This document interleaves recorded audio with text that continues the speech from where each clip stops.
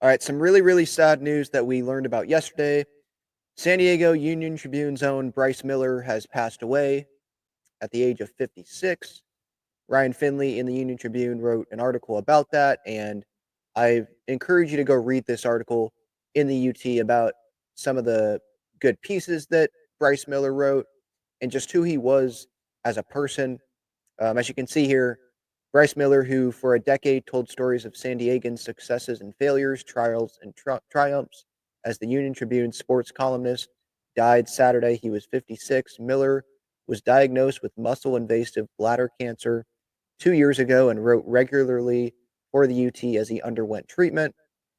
His final column about SDFC coach Mike Yavaris appeared in the February 23rd print edition. So he continued to do his job while battling this. And really, what my thoughts are on this is just it's really, really sad. And it shouldn't happen to a great human being like Bryce Miller. Um, just a quick personal story. I mean, it was shared with you guys too on the show, obviously. But I want to say it was either the 23 or the 24 trade deadline. And Bryce Miller came on my show on deadline day and talked about the Padres situation. And this is when he was dealing with cancer because he was wearing a hat. And I'm pretty sure, because you could see the effects there. And for him to do that, it's not like he was on San Diego Sports 760 or on 97.3 The Fan on a bigger platform. But to keep his word and to come on my show on a big day like that, uh, it meant a lot. And he was someone that just that like Midwest Iowa nice. He's from Iowa. He went to the University of Iowa. He's a Hawkeye. Um, he was just a great human being. So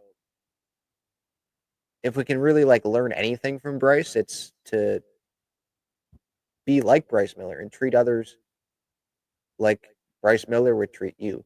You know, just a great human being. And it was awesome to read his pieces. I really did enjoy reading his stuff, and it wasn't just about the Padres. There was a lot of different events, and in that UT article, he mentions it SDFC. There was the Del Mar horse racing that he wrote about. There was San Diego State and their run to the Final Four, or national championship game, actually, I should say, in 2023. Obviously, SDFC as they came around here. So, did I say Tiger? We wrote about Tiger as well.